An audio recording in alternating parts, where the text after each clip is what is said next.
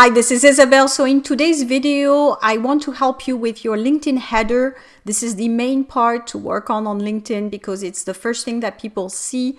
Of course, it doesn't mean that the rest should be awful. You still need a good photo of yourself and to work on the summary and the details of your experiences. I cover all this in my training. And again, I welcome you to watch my webinar so that you can get an idea of what's in the course, but the full LinkedIn training is in there. So this video is about the header. How do you work on your header to make yourself look attractive to the Swiss employer or recruiter?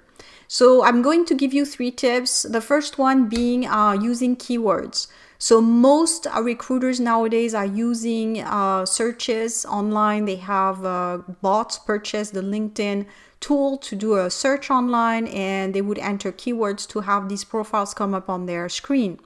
So if you're looking for a job as an employee, basically you're not looking for freelance type of clients, or you're not a business, I would say keywords is probably your best bet. However, you do need to be careful so that you don't use keywords that are useless. So when I see consultant or management or marketing, this is too broad. So when recruiters are looking for specific skills, they're going to be very specific in their keywords. So if you want to be found online and you work in marketing, try to find what it is in marketing that you're an expert in. Maybe it's personal branding. Maybe it's, SEO, for example, or those things. So just be very, very specific in the skill that you have within the field. Same thing with management. Management is very big. Are you managing projects, people, tools, managing intercultural skills in management? I mean, there's so many different varieties. So find your niche, find your thing, and you're going to be pulled exactly by the type of people who need those specific skills. So find 3, I would say. That's all you need. You don't want to have 200 keywords out there. It looks a little bit weird otherwise, and it looks like you're just trying to use the system by putting as many words as possible, and it's actually making you less efficient as a professional. So I would say don't use more than 3 keywords, but choose those 3 keywords very carefully online. So that's number 1. Number 2, the other option is to have an intriguing type of catchphrase in your header.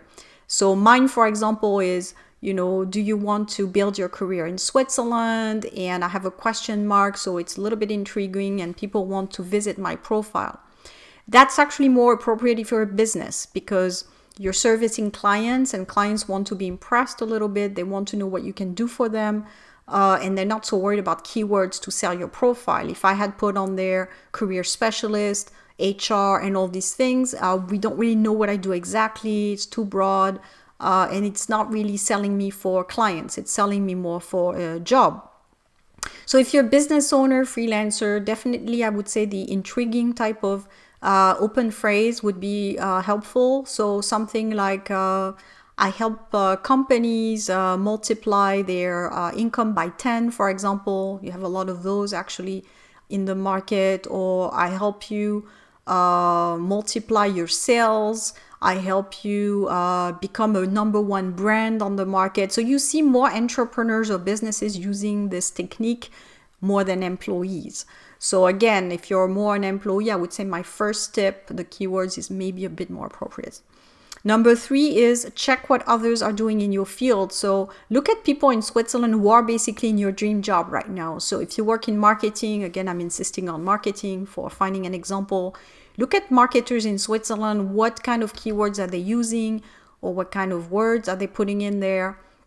So if you're a digital marketing expert, just check people in digital marketing and you put Switzerland, Geneva, Zurich, whatever.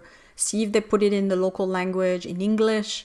What type of keywords, and it gives you an idea, because each market is also very specific, and it helps you really profile yourself for the right market as well, and it shows that you understand the local market, which is even more of a plus. So look at what people are doing in your industry, in the city where you want to work. How are they positioning themselves, and just imitate that. Basically, the best way to become an expert in a field is to see what other experts before you are doing.